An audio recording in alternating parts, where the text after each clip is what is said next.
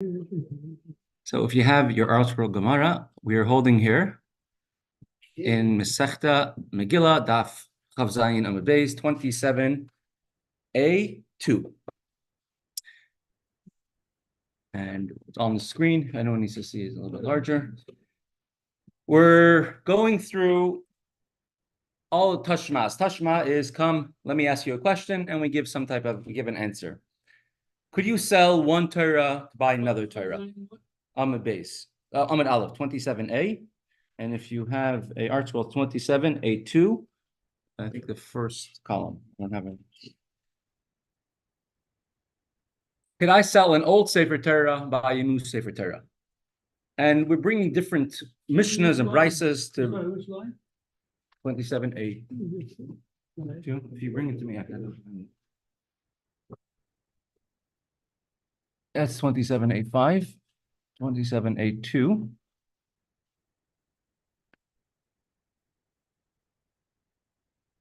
Over here, the second paragraph.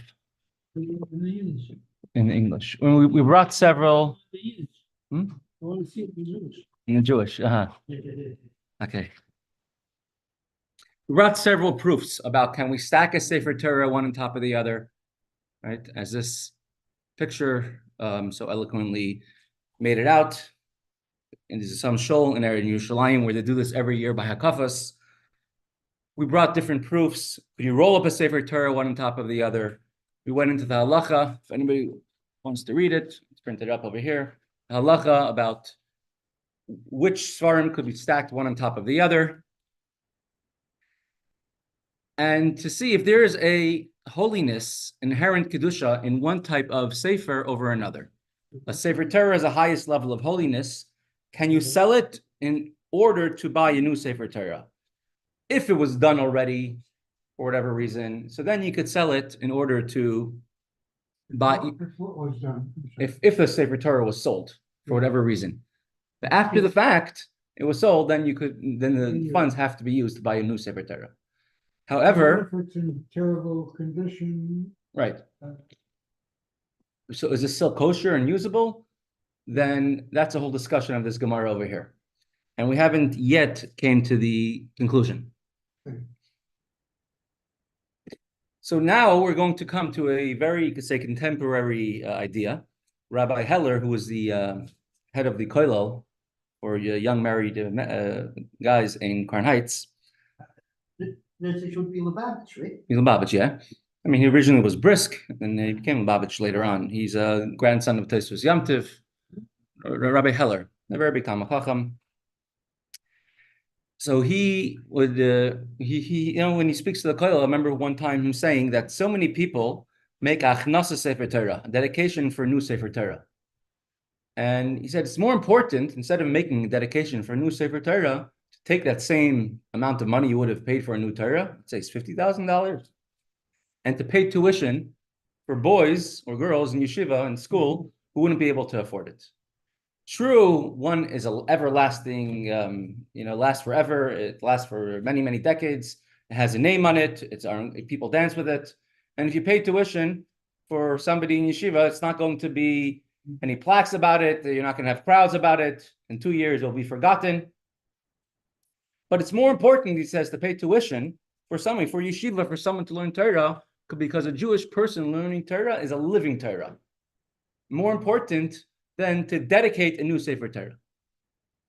I have an amazing story over there. Can we do it post here, if possible? Yeah, and he's an absolutely special person, and definitely he was sure. So this is what this is where we're up to now in the Gemara, discussing what's more important, to learn Torah, or could you even, to buy a new Sefer Torah, or could you even sell a Sefer Torah in order to learn Torah?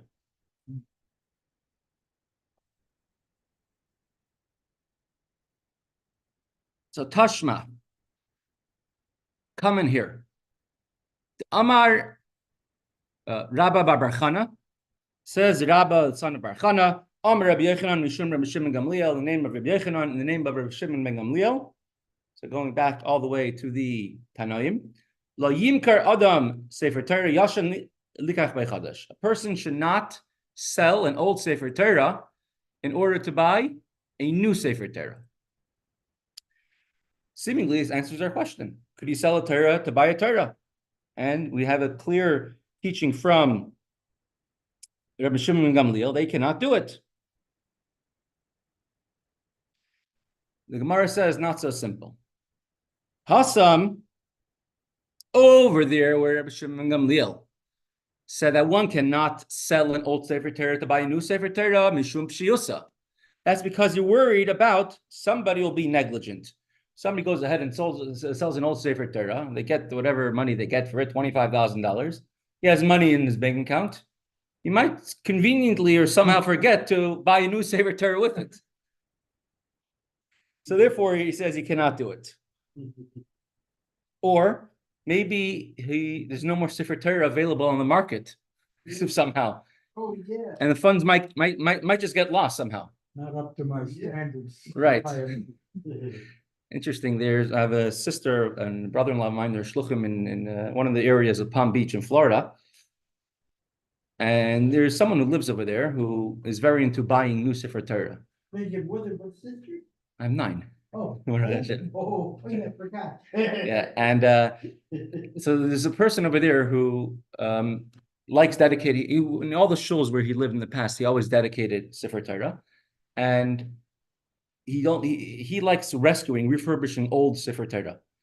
So one of the Sefer Torah, so he wanted to get them a new Sefer Torah for their shul. Does you think it's your brother-in-law? Yeah. No, not my brother-in-law. This particular individual who wanted to dedicate a Torah. He dedicated Torahs before that in other shuls, but now then he got another home over there in Palm Beach, and he wanted to get dedicated a Torah for them, but only to take an old Sefer Torah and to give it a new lease, to have it fixed up and made proper. So my brother-in-law said he knows I guess Ksav Yaz very well, and he wanted to get only a Sefer Torah with Ksav of the Alter Rebbe, a special Sefer Torah writing that the Alter Rebbe has, and to find an old one, because there are not so many old ones, they finally found one, and it's very interesting. It came from the town of Lubavitch, and it was written in the year 1864 from the town of Lubavitch, a Sefer Torah written in the Alter Rebbe's Ksav. They got it fixed up, and it was dedicated. It's one of the Sefer Torah in their shul. But to think about it, you have a Sefer Torah that was in the town of Lubavitch at the time of the Tzemach Tzedek, and it's now in the shul in Palm Beach in use. It's quite amazing. Yeah, so it's definitely a special thing to have a lease on a Sefer Torah, even to give a new lease to an old Sefer Torah. And we saw yesterday these pictures about many of these old Sefer Torah the Nazis ransacked, the Nazis destroyed, and they were brought to England. And this is later on when they're being dedicated, being refurbished, and whichever ones could be used were used again. So many times, the Sefer Torah that are that old are not restorable, and it's not my thing. Correct. So experts seem to say. Correct. During World War II, my father's father, he ran away from the Nazis. Right? Discussed. He was in a house having a Yud Beis Tammuz Verbringen when the Nazis came with the planes and they bombed the city and they bombed the house. And the wife of the Rav, whose house it was, that died in that bombing. Took them a whole night to undig themselves from the rubble. They ran away from the Nazis that night. So he came to Samarkand, which is a city far away in Kazakhstan. And you're under the Soviet communism, and there's no economy, nothing to speak of. There's big hunger. This is your grandfather? My father's father. So everyone did whatever they could to survive, especially Uzbekistan. You're right, Uzbeks, Uzbekistan, and everyone did black market dealings and whatever they could to get ahead. And there was many people dying every single day in the streets. So there was a Rav which had an old Sefer Torah, which he brought with him from wherever he ran away from the Nazis to Samarkand, and he passed away with no children. And they were selling the Sefer Torah to use the funds for his burial. And so my grandfather then had a little money from different things he was doing, and he said, whatever anybody bids, I'm going to bid like a 500 ruble more than that. And they bought the Sefer Torah. And this Sefer Torah, he bought it. It was for 7 years buried in the ground in a yard belonging to someone who's not Jewish. And because they didn't want to bury it in a Jewish person's yard because, they might decide to dig over there. So they found the yard of someone who's not Jewish, buried it, and was 7 years underground. And later on, he smuggled a Torah out of Russia with him. He crossed the borders illegally, going through the forest. He carried that Sefer Torah with him. And he gave it to a Sefer to fix up. So the one parchment the one area where the Torah was open to, like where it was not rolled up, so all the letters turned green, just from being underground for so many years. And the rest of the Torah had to be fixed, a little bit, so they fixed it up. And the Sefer Torah was in 770 for many decades. And after he passed away, the family moved it, and now it's in Scranton, Pennsylvania, one of the shuls over there, for that same Sefer Torah. So it's important to give a new lease of life to an old Torah. And you had said actually that the wife of the Rav died in the bombing. Yeah. There was an interesting discussion going on by that Febrengen. This is 1941, Yud Beis Tammuz, in the town of Neville. It says, should we stay or should we run? It says, who could be, we're under communists. No one could be worse than the communists. And remember, in World War I, the Nazis were nice to the Jews. No, the Germans were nice to the Jews. In fact, what my grandmother said. Right. They were so nice to us. Right. So why should we, let the Germans come? And it can't be worse than what is going on right now. But we hear rumors that they're killing Jews. So somebody stood up and said, if there was a rumor that they're being nice to the Jews, then you should be worried. Is it true? Is it not true? But if it's a rumor that they're killing Jews, you definitely should believe it. So many of them ran away that night. And unfortunately, those who stayed, the Nazis came, and already in Elul, there were Tammuz of Elul, and the 2 days of Rosh Hashanah, and the day of Yom Kippur is when they massacred all the Jews of Neville. So already two and a half months later, Nazis already killed all the Jews in Neville, those who didn't run away. It's easy to tell people, just if you run away. But it's not easy. Especially, it said that they're running away barefoot, and the Nazis were chasing them with tanks and planes. It says it's easy to tell people, but in actual fact, they're on the side of the road, and there's a grandmother says she remembers that there was like there were ditches on the side of the road for drainage. So whenever planes would come to bomb, they would run into the ditches, and the planes were flying so low they could even see the pilots. She saw a young, handsome pilot in his 20s, and he looked so nice and handsome, and then he goes and he strafes a woman and her children inside of the trenches inside of the ditches. No, with bullets. Oh. And he said he didn't look so nice anymore. So Baruch Hashem, they managed to run away. So the Gemara says that with the Rebbe Shimon Gamliel says you cannot sell an old Sefer Torah to buy a new one, that's to go ahead and do it, because you might not buy a new one. Kikam Rinan, however, going to Kasav Manech Lafruki Mai. If I have a brand new Sefer Torah, beautiful Sefer Torah, ready to be bought, it's reserved with my name on it. And my reservation expires in 24 hours. And could I sell the old Sefer Torah and right away buy a new one? Or could I exchange the old one for a new one? So do we say that since they're both Sefer Torahs and they're both on the equal level of holiness, I could sell one for the other? Or if Sefer Torah is an unmovable object and you cannot sell one in order to buy another. I can only make it holier, but not on the equal level of holiness. So Gemara now wants to try finding an answer to the question. Tashma, coming here from another, I think, Mishnah, which Rabbi Yechanan Mishum Rebbe Meir. Rabbi Yechanan says the name of Rebbe Meir. Ein Meichen Sefer Torah, Ella Limay Torah V'Lisa Isha. You're only allowed to sell a Sefer Torah for one of two things. Either in order to learn Torah, let's say a person has to support themselves learning in yeshiva. If you own a Sefer Torah, you could sell it in order to learn Torah, or to get married. if you need money to get married, and the only way to earn money is by selling a Sefer Torah, so then you're allowed to do it. We're talking about private Torahs, a Torah belonging to an individual. Many people used to write for themselves their own Sefer Torah. So it seems to me there could be many other reasons to free someone from jail. Captivity, correct. Yeah.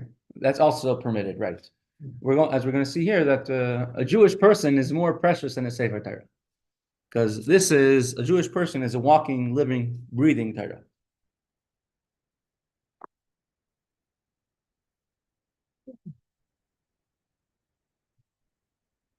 And you're only allowed to sell a Sefer Torah in order to learn Torah or in order to marry someone. Learning Torah means paying tuition, paying the fees to learn Torah. So we see how important that is.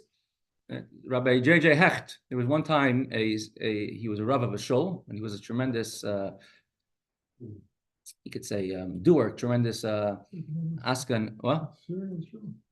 That was his brother. He was a shul in East Flatbush. Mordechai and David's father was a Rav in that shul. It was a Chazan in that shul. He also had Moshe Oisher, I think, was a Chazan in that shul. It was a very big shul. He had a radio program. He brought out thousands of Iranian children from Iran. So he ran the National Council of NCJFE, Jewish, for the furtherance of Jewish education. Moshe Oisher, wasn't he the one if we know it's a cancer? Correct, yeah. But he really wasn't a frum guy, yeah? Yeah, correct. They say he would. Yeah. He actually he asked the Rebbe, could he be a chazan in the shul? Someone like Moshe Oisher, and the Rebbe told him he was already booked, and he was already paid his fee, and people are expecting it. You shouldn't stop it. For the coming year, you'll do something else, and that's what they did. I was wondering about that too. So he was a very dynamic person. He started Yeshiva Hadar Torah. He started Camp Emunah. He started many things. Release time, right? Release time. Tens of thousands of Jewish children learning Torah, Shema Yisrael, going out of public school for that. Ran Lag BaOmer parades, rallies. You went to release time as a kid? Only 3 or 4 times. And then somehow they talked us into going to a Hebrew school. So I started at a Hebrew school. Instead of release time.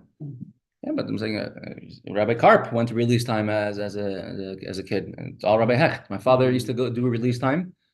There's a public school on Empire Boulevard right across from where now is Empire Shtibel. They used to almost empty out the entire school. Most of the school was Jewish. Used to almost empty out the entire school and take them to the shul across the street where now is Empire Shtibel. And they had two yeshiva boys teaching over 100 kids. And said the only way they managed to get any type of learning in was throw lots and lots of prizes and candy and treats and bribing. It's all Rabbi Hecht. And plus many more things. Like Machan Chana, he also started, right? He also began, and all the years he ran it. And whenever anything had the Rebbe told them, "You're my general." Right? So here's one little anecdote of Rabbi Hecht. Let me see if we can hear. Another 2 hours, we spent an hour over there. I killed your whole day for you. I says, I don't know how to thank you for what you did for me. He says to me, listen, Rabbi, I got to tell you one thing. I am a salesman. And the only thing that counts is I didn't get the order. And since I didn't get Let me see if it's not working any better. everything else doesn't amount to anything. Our Rebbe Gesundheit doesn't like a lot of talk. He likes the bottom line. He wants to see action. In all the excuses, in all the compromises, in all the devotion, go right out the window. Don't have any place by him. He doesn't spend 1 second on it. He looks at the bottom line. Does that besuk get done? Okay. Stay weiter. The bottom have no time. It's Rabbi Hecht. And there was somebody wanted to dedicate a new Sefer Torah for the shul. And he gave the funds, and then he asked Rabbi Hecht, "Where's the money? Where's the new Torah? I want to see it." He says, "Come with me." And he brought him to a yeshiva, and he says, "You see all these boys? They were in public school. Now they're in yeshiva with the money that you gave for the Sefer Torah. You wanted to give a Sefer Torah. It's going to be an Aron Kodesh. I'm giving you 5 living Sefer Torahs right now, which are going to have Jewish families, all because you paid for them." So he says, it's important, more important than a Sefer Torah itself is, more important than Sefer Torah is to learn Torah. It's to help or to support those who learn Torah. It's not as fancy. You're not going to get as many headlines, but that's much more important than dedicating a Sefer Torah. Shma Mina. And based on this, we can get the conclusion of the Gemara. Torah b'Torah shaper dami. You are allowed to sell one Torah for one Torah scroll to get another Torah scroll. Because if you can sell a Sefer Torah in order to go fund learning of Torah,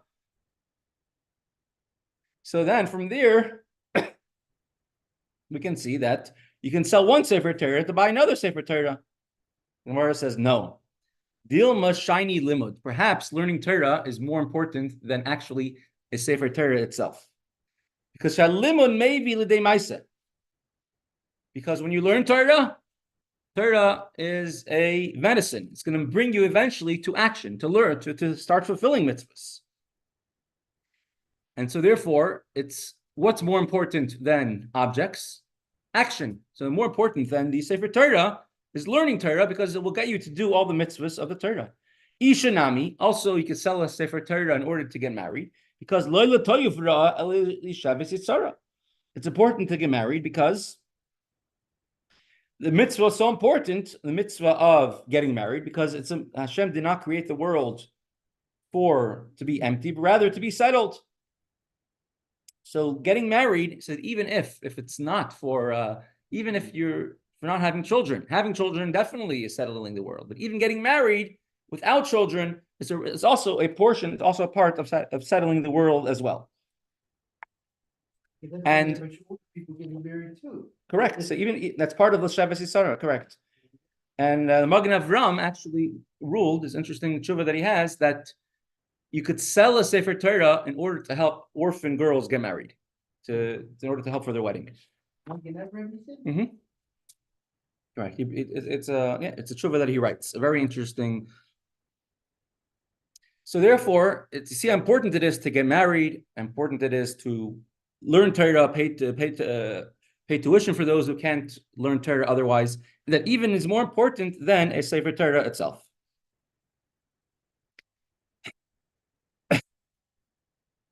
The Rambam passes la halacha that you are allowed to sell a Sefer Torah only if you have a guaranteed another Sefer Torah in order to buy. But you cannot sell a Sefer Torah in order to beautify a shul. You cannot sell a Sefer Torah in order to get svarim for your shul. There's a mitzvah for every single person to write their own Sefer Torah. It's one of the mitzvahs of the Torah. One of the ways of doing it is by buying svarim, buying books. So therefore, you're not allowed to sell your svarim. You're not allowed to sell your books unless you're going to buy other svarim, other books, other svarim with it. Otherwise, you can't sell your svarim. Because in this particular thing, your Sefer would have the same sort of value as the Sefer Torah, which you're not allowed to sell it to buy something of lesser value. So if I want to sell my svarim in order to fund the building of a new shul, it's a big question, but halachically really shouldn't be doing it. We see nowadays a lot of people would sell their svarim. There's a website I think called the Svarim Exchange, but they're doing it in order to buy another sefer, another book. If you have a nicer book, you're going to get a nicer sefer for it.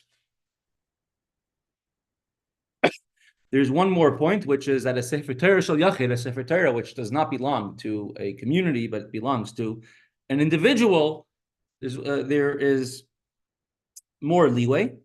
There's more leeway allowed because they say perhaps a Sefer Torah, which is an individual, the owner could do whatever they want with the Sefer Torah. Many bar mitzvah boys get presents, and then the person buys them some svarim, some books for their bar mitzvah. But then they want to exchange it for something else. Because let's say they got 10 sets of, I don't know, 10 sets of shas, 5 sets of shas. They want to exchange it for something else. Yeah. So it all boils back to this Gemara over here.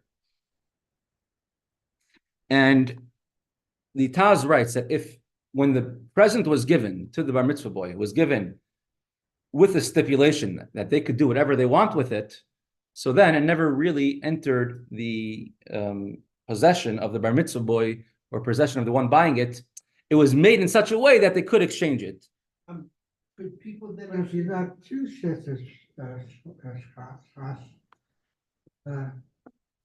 one is it's of no value to you. You Correct. don't need to. So when the person is giving it, the person should have in mind that if the bar mitzvah boy wants to exchange it, he could. Yeah. Right. For example, many of them come with a gift receipt, right? That you could exchange it for the value of what you got. When you're doing that, you're saying that understand that you could exchange it for another, say for another book.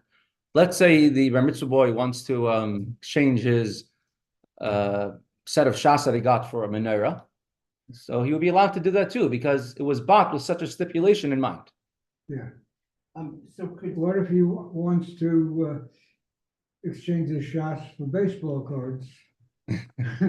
So it probably But depends. he has permission to do whatever he wants. So you're saying, does the gift receipt have that in mind as well? Yeah, good question. so should when you buy a sefer, can you have in mind, that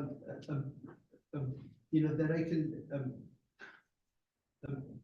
to do that, in terms of buying it, but with the stipulation I can, Return it and get the value? could you, or? You could. Yeah, I think you could. Yeah, if that stipulation was in mind, then any stipulation which you make in advance, it's fine. I see, so there's, If you want to make sure that they're only going to get svarim, you should give them the gift. You should give them the gift receipt only to a store that sells svarim and nothing else. I see, But if it's an Amazon and then they return it, they might buy something else with it. But that's, it's supposed to buy for yourself a sefer, right? Correct. And you can make a stipulation for yourself then, right? You make a stipulation for yourself as well. Correct. I see, so that could be a leeway to get around it. Correct. Yeah, but you have to make sure to make that stipulation. But in actual fact, I don't like to give up any sefer I have. I mean, it's theoretical, but it's good to know just in case. Correct. Fine. So we're going to go from here to some halachas, a little more about Shabbos.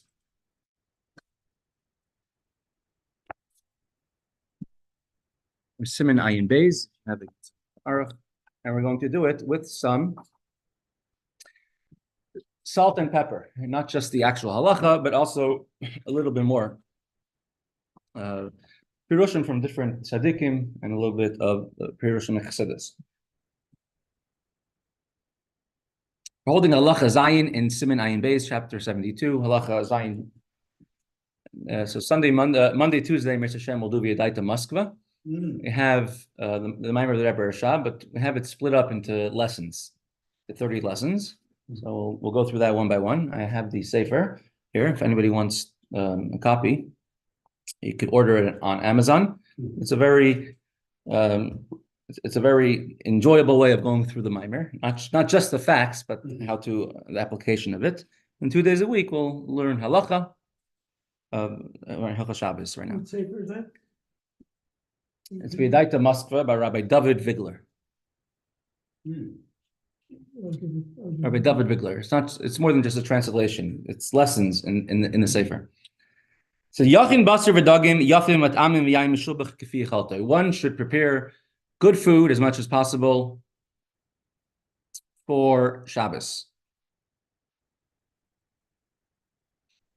We did this yesterday. We're holding last time.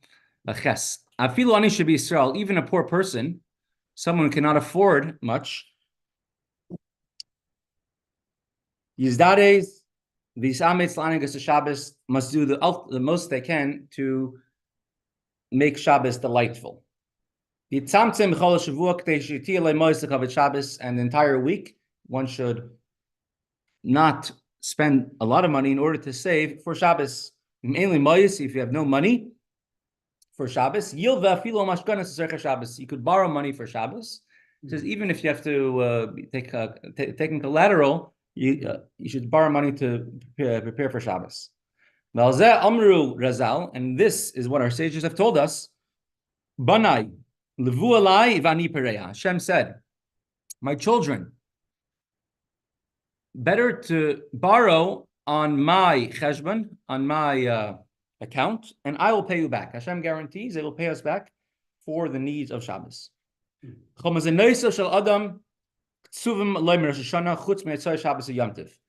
everything is decided on Rosh Hashanah, as we learned in Kunter Sumayan, except for the expenses of Shabbos and Yom Tiv. And we have also tradition, also the expenses of your children's weddings. I remember Rabbi Watson was Say it saying, again, the expenses. Of your children's weddings. I remember Rabbi Watson mentioned one time, I'm not sure if he was dealing with the question of, on one hand, a Russian public creed, on the other hand, and so what's actually the Mishnah? I just don't remember what he gave as an answer. So you remember what we learned in Kunter Sumayan? No. Oh, yeah. We learned it, Oh, yeah. that it's decided in Rosh Hashanah as like the pledge, and every day we have to bring out that pledge into actuality. Yeah. Right? It goes from Atik and Arich. It goes into Chesed of Atzilus on Rosh Hashanah. Mm-hmm. Throughout the year, every day we're bringing it down from the Chesed of Atzilus down to this world. Mm-hmm.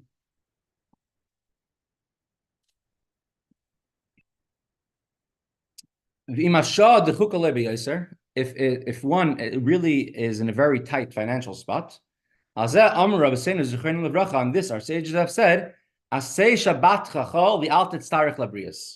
better to make your Shabbos same as a weekday and not have to need to rely on other people.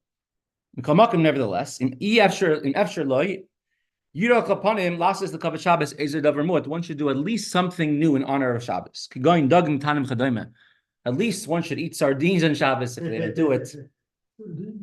It says dagim tanim. That was the common food that they had back then. The Alter Rebbe, when he was in prison, and he couldn't have anything special for Shabbos, he had a handkerchief with him, and every Friday he would cut it. He cut it up into small pieces, and every Friday he attached another piece to his clothes. So he should have a new garment in honor of Shabbos. Oh. So at least something in honor of Shabbos. He cut a piece of his handkerchief and he connected it to his clothes, his garment. That he should have a new garment in honor of Shabbos. It was the Alter Rebbe, you said? No, the Alter Rebbe was in prison. Ah. The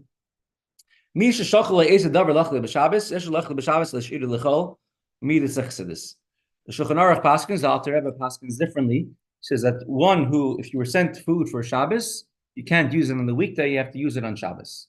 Alter Rebbe says that's the best thing to do, but it's not really an obligation. There's a well-known story about a chassid, Rabbi Tzvi. He was a great chassid of Tzemach Tzedek. He, until the age of 40, barely knew how to read Hebrew till the age of 40. Well, that's like Rabbi And Tzvi. correct. And even later on in his life, he had a hard time learning and understanding. I say Hebrew words were very hard for him, except when it came to Chassidus. At that age, he has a story with the Alter Rebbe. He had tremendous desire to learn. It was like a young 20-year-old student who was returning from the Alter Rebbe and was repeating the Gemara of the Alter Rebbe, and he tried hard over and over to understand, and he couldn't understand a thing, and he paid for the person to stay in his town. Almost ended up being almost another month, first a week and then another week, and he paid him more and more and more. Teach me, I want to understand, and he couldn't understand the thing. And he fasted and he called himself names, and he went to the Alter Rebbe, and eventually the Alter Rebbe gave him a bracha, a blessing, and he says, you bring life to everyone. So you can see a Lepler ended up becoming a tremendous, deep thinker in Chassidus. And it was only in Chassidus. Only Chassidus, because he received a bracha from the Alter Rebbe. The Frierdiker Rebbe brought him as an example, as someone whose achievements happen as a result of the bracha of the Rebbe. Therefore, the bracha didn't transfer to other areas of Torah scholarship. It was specifically in Chassidus, but Imre Bina, the Mittler Rebbe, was written for him, which is a very deep mamarim. And so he received a bracha from the Tzemach Tzedek for a long life. He lived to be very long. And there was one time he came to the Tzemach Tzedek for Pesach. And for all the important, prestigious guests, the Tzemach Tzedek would send provisions for the Seder. So he sent them matzah and maror and wine, charoisas. He sent them to the important guests that came, including Rebbe Lepler. So the night before Pesach, night of B'dikas Chametz, Rebbe Lepler is getting ready for B'dikas Chametz, checking for Chametz, especially the avodah of checking for your own Chametz inside. And he's really having a very hard time, preparing for it. This was the one that you was giving special bracha by the Rebbe. Yeah, correct. And he gets a knock on the door, and he gets a knock. He opens the door, and it's a Tzemach Tzedek's Misharis, attendant, Rebbe Leivik, and he says the Rebbe sent this for you, and he gave him a package of matzah and wine and maror, haroisas for the seder. So right away, because Lepler said, if the Rebbe sends something, it means that's something that I need right away. So he took it all, he put it into one big cup, the matzah and the maror and the charoisas, and put it into one big cup, and he ate it right away. And then he continued getting ready for the B'dikas Chametz. Comes the next night, the night of the Seder, and he knocks on the house of the Tzemach Tzedek. And he says, Rebbe, help, I don't have anything for the Seder. I don't have any matzah or wine for the Seder. So they open the doors. Lepler, what's happening? And so he comes. They allow him into the Tzemach Tzedek Seder. He says, Rebbe, I have nothing for the Seder. So the Tzemach Tzedek asks, you didn't receive the package that we sent you? He said, yes, Rebbe, thank you so much for sending it. I was not able to start B'dikas Chametz until you sent it. Once you sent it, I was able to start the avodah of B'dikas Chametz. So Tzemach Tzedek laughed very much, and he says he could stay by my Seder. Later on, he said he received enough avodah for 15 years, work for 15 years, for being at the Seder of the Tzemach Tzedek. The Rebbe explained the story, and the Rebbe says, was Lepler, he didn't know what matzah and maror was? Obviously, he knew what matzah and maror was. But what he saw to himself was that he right now had a dilemma. How should he approach doing B'dikas Chametz? The Alter Rebbe took a whole night to check for Chametz in this one-room house because of the avodah of B'dikas Chametz. So how could he prepare for it? And if he gets a package from the Rebbe, that means the Rebbe is here to help me for what I'm doing right now. So that immediately he went and took everything he got from the Rebbe and helped him do the avodah of B'dikas Chametz. And what will be later, says the Rebbe, will worry about it then as well. And that's what ended up happening. But the idea was that if something was given to me now, it's a sign that I have to take advantage and to use it now. Tes. Ein lasis melacha. Derech keva be'erev Shabbos, one should not on Friday do any type of labor that is a labor which one is a set thing. And one shouldn't start painting their house starting from half hour after midday on Friday. If it's a temporary thing, you're allowed to do it. If you need something done for Shabbos, you're allowed to do it even that day. So if you need your kapata sewn, a button sewn on Friday, you're allowed to do it even close to Shabbos. On Friday afternoon. Usually you shouldn't start sewing on Friday afternoon, but if you need it done for that day, it's okay.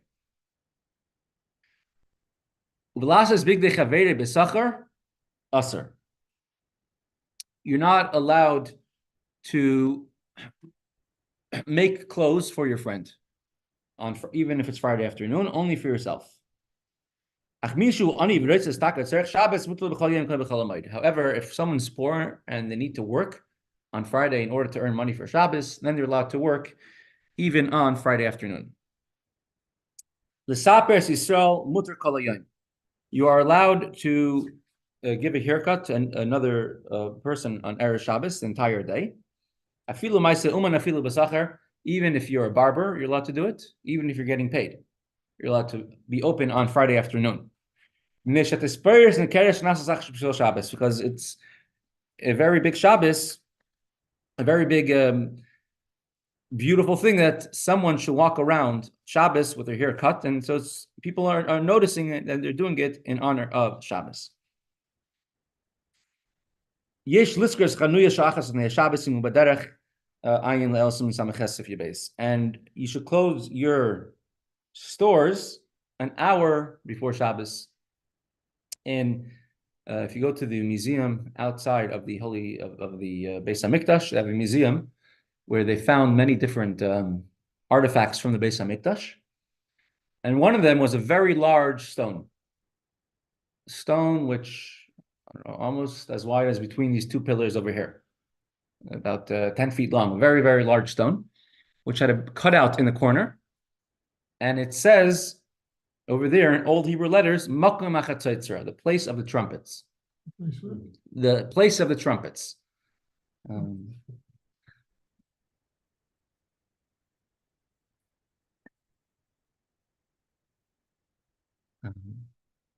I'll find it while we go. It's in the Mishnah Mesechta Shabbos says how they had a place in Eretz Yisrael, a place by the Beis Hamikdash where there was a trumpeter, someone with a trumpet would stand on the wall of the Temple Mount, and he would blow a shofar blast. One blast would be that people should close their stores. One blast, people should come in from the field. 2 blasts, people should close their stores. 3 blasts is that to get ready for Shabbos.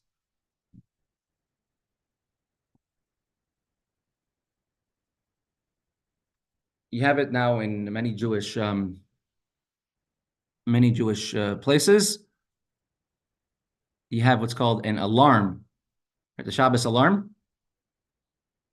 I found it. I'm just going to show that, and then we'll pause for today. You have a Shabbos alarm, right? A very loud alarm sound, almost like an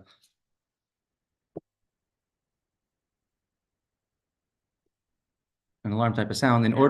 Welcome to the Journal. Today we're here next to the trumpeting place. What is the trumpeting place and why is it so significant?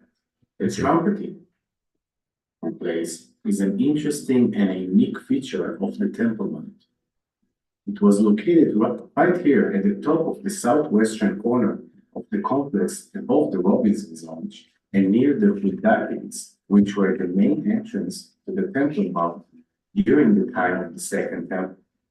The trumpeting place is a raised platform made of stone and is the spot where Jewish priests, the Kohens, used to blow the silver trumpet, called the shofar, which is made out of the kosher animal horn to signal the beginning and the ending of Shabbat, Saturday, or other religious holidays. The tradition to announce with the trumpet sound took place in Jerusalem during the Second Temple period, and it is mentioned in several places in Hebrew scriptures. Also, the historian Yosef ben Matityahu, famously known by the name Josephus Flavius, writes that in Jerusalem it was customary to blow the trumpets at the top of the Temple Mount area, and the pole was built on the top of the mountain in a place where one of the priests used to stand every Shabbat evening and blow the trumpet as a sign that the night comes. In the late 60s, an amazing archaeological discovery happened while archaeologist Professor Benjamin Mazal was excavating this place where I'm now standing. Professor Mazal found a stone block carefully engraved with fine lines, and in its inner part, a legible square Hebrew alphabet, which read Lebet Atkiya, which means to the place of trumpeting. Right now, we are standing next to the stone block, except that the part with the text is only a replica, and the original stone block with the text was cut out to avoid theft. The original text currently sits in the Israel Museum in Jerusalem. As you can see here, the first word is translated as to the place, and the second word of trumpeting, giving the phrase to the trumpeting place. The subsequent words of the inscription are cut off. The third word, leha, which is incomplete, has been interpreted as either declared or distinct distinguish, given either to declare or to distinguish, where the words in square brackets represent what scholars predict to be the full version. The inscribed stone was probably thrown over after the destruction of the temple and the city in the year 70, where it remained for nearly 1900 years until Professor Mazal found it. The trumpeting place was built in this strategic point because it overlooked a crowded area, and it was believed that the sound of the trumpets and the shofar could be heard throughout the entire city of Jerusalem. This is presumably true, as its location was a vantage point in terms of acoustics, which amplifies the sound of the trumpet all over Jerusalem. This served as a reminder for the Jewish people of their religious obligations. This special stone block can be found near the place it once stood, and indeed tells the story of the temple and its destruction to anyone who sees it. Thanks for joining us on the journey to uncover the historical place of the trumpet. Okay. Is this from when they were doing excavation on? Yeah, about 50 years ago. Okay, and with that, we will pause till tomorrow, Amir Hashem. And tomorrow, same